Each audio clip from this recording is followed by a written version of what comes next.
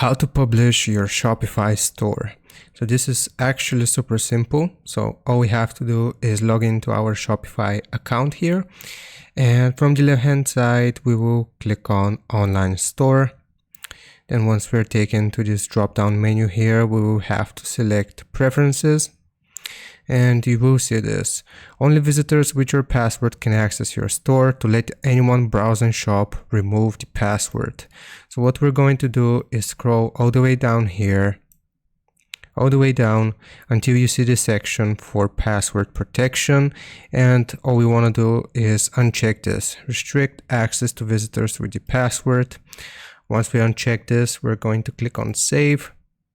And now, as you can see, it will tell us that our online store is open to everyone and we can view our store by clicking on it.